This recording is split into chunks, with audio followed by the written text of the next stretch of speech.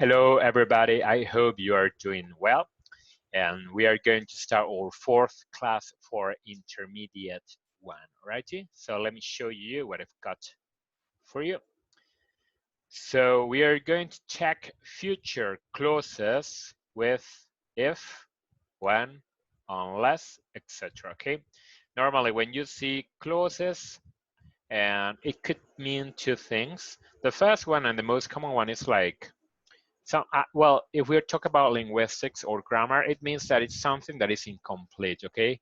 So the difference between a clause and a sentence is that usually a clause is not complete. We normally need two clauses so we can put them together and create a complete sentence and a logical one.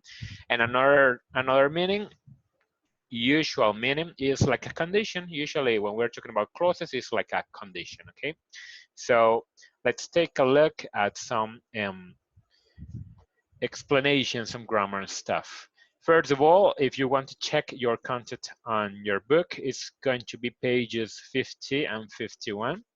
And if you're going to check the explanation at the back of your book, it's on page 141, okay? So the book shows you this in a mixed way, like everything is combined and it's not very clearly divided, okay? Divided is it's like everything together. So I try to divide it into two sections and then give you the sentences as the book did, okay? So I will start with the most basic conditionals. We're going to check zero and first conditional. Zero is quite basic. Zero conditional is okay, it's easy because next video we're gonna check second conditional, okay? So let's start with the basic one, which is zero conditional over here, okay? The typical structure for the zero conditional is start the sentences with if or when, and immediately after that we have to use present simple, okay?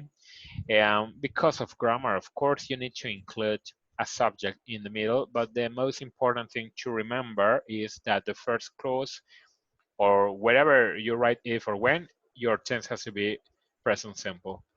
And the second clause, the second part of the sentence is, again, present simple. So here we don't have many problems because conjugation is easy because it's present simple and you cannot lose, all right? So let's see what we have written. If I only sleep 4 hours, I feel very tired, okay? So we are talking here about facts, okay?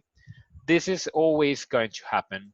When we are using the zero conditional, it's talking about something that is always true to you. So in my case, if I just sleep 4 hours, I normally feel very tired. I'm very clumsy. Like clumsy is like a little stupid or something. So it happens. When I don't sleep very much, I normally like say bad things or my grammar is not correct, both in Spanish and English, or I could forget things. Very common to me, okay?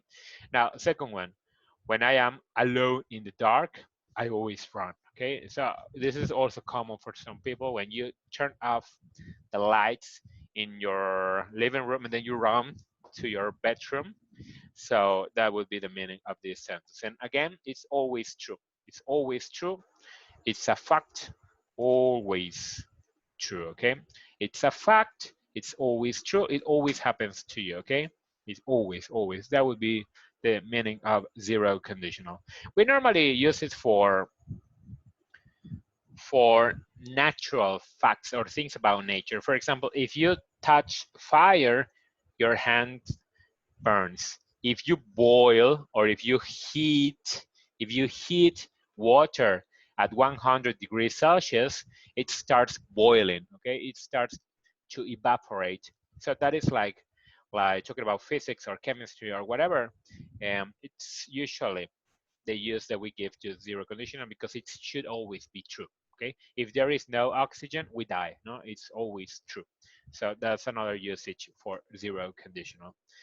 Now, we're gonna focus on first conditional, okay? So as you move on through the explanation for the conditionals, the level also increases, okay? So you've got the first conditional is if plus present simple. So it's practically the same as the zero conditional, but the second part, we start using future. We start using will or might plus your verb in base form, okay? Why am I writing base form? Well, that means that you are not going to write down might to is completely incorrect, always, forever, and will to is always incorrect as well. So you've got, well, it's always incorrect. Yeah, as well is correct. So you have to use a verb in base form. Be, play, run. No conjugation. No is, no am, no are, no in runs, no ran in past, nothing. The verb in its original form for the second clause. For the first one, yeah, conjugation. For the second one, it has to be that way. So let's take a look. If you don't do your homework, you won't pass the course, okay? So this is a condition. If you don't do it, you are not going to pass or you will not pass, okay? If you eat a lot of sugar, you might get diabetes. There is no guarantee, no? If you smoke a lot, you don't need to get cancer. You don't always get cancer, of course, but it's a possibility. It's a possible outcome. So these are the usual, the quintessential examples of first conditional. It doesn't mean that it's always this way, but it's a typical example of that. The book provided like some combinations, as I told you at the beginning.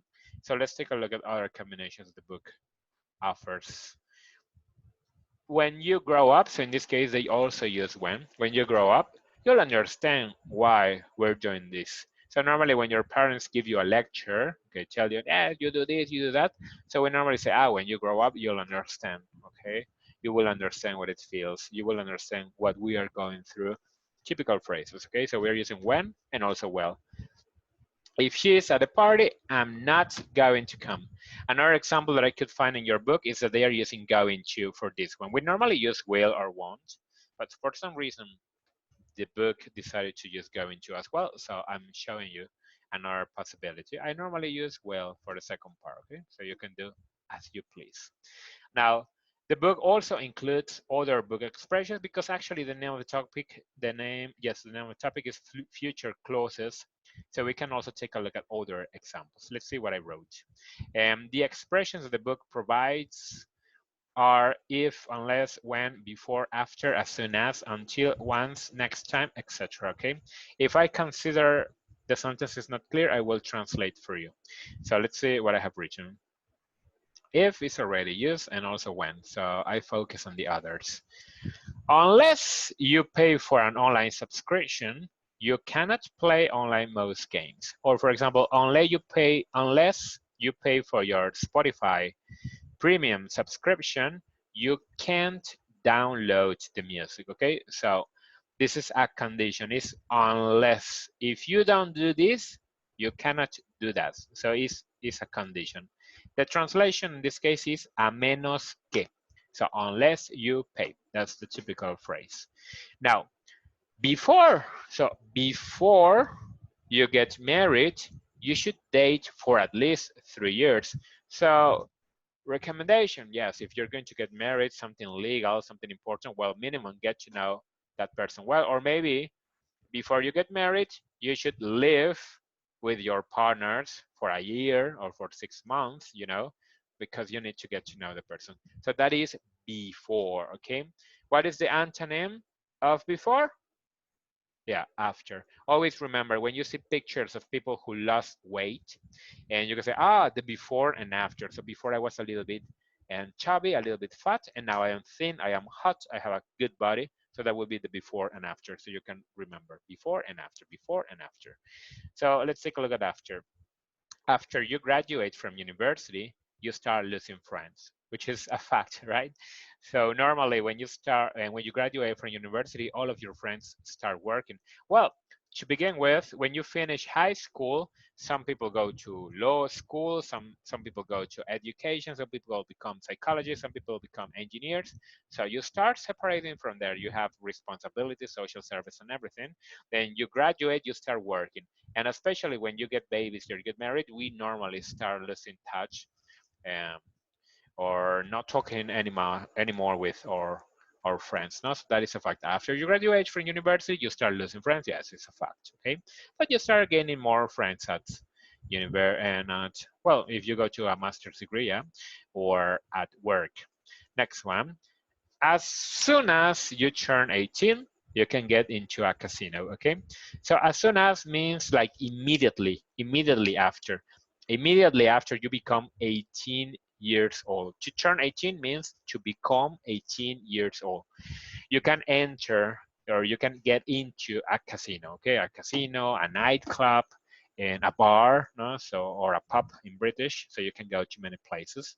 Next one, I won't give you your cell phone back until you tell me who she is. Now, so if you're having an argument with your girlfriend or vice versa with your boyfriend, until you tell me who he is. So yes, this is the condition. Wait until that specific moment. The meaning of until is hasta. Hasta in Spanish. In Spanish, we have problems with hasta because it could be two things, I think in Mexico at least, but understanding also this is the condition. Until this specific moment, hasta este momento, I will give you your cell phone back, okay? So that's a condition. I inverted the order because it sounds better to me this way, but you can start until you tell me who she is, I won't give you your cell phone. Maybe to make it sound more dramatic now, that's why it sounds better the other way around. Now, next one. Once you start paying for your own expenses, you realize how expensive life is. So once you start, it's like the moment again. The moment you start paying for your own expenses, you realize how expensive life is. Una vez que empiezas a pagar tus propios gastos, okay? So that's the meaning. So once you start paying for your own expenses, you realize how expensive, how costly life is. Now, you've got, this is the last one. Next time I see you around here, I'll beat you up, okay? So this is also like something bad that you say somebody. Next time I see you around here, like for example, you are the father and your daughter has a new boyfriend or has a boy that is courtship. Courtship is like I forgot the word in Spanish. Mm, the word is courtship. Acortejar, I think we say, okay, acortejar. So that would be not. So the person is like coming to your house, is talking to her, is even kissing her. So that would be the situation. Next time you hear, I beat you up, or I punch you in the face, or I'll kick your butt, okay, something like that. So that would be the meaning. I'll beat you up, no? Beat you up. So that's the last sentence. And these phrases don't have to be used with this specific grammar, but this is like to adapt to what we have on the book and very typical uses. But some of them or most of them can also be used with other tenses, of course. Okay. So I hope you find this useful. Try to use it a lot. And next class we will dealing with a little bit more advanced topic. Okay. Also, this one I think you had previously seen it on pre-intermediate too. So for the people who were my student and also took the previous level, um, you shouldn't have like many problems with this. All right. So bye bye.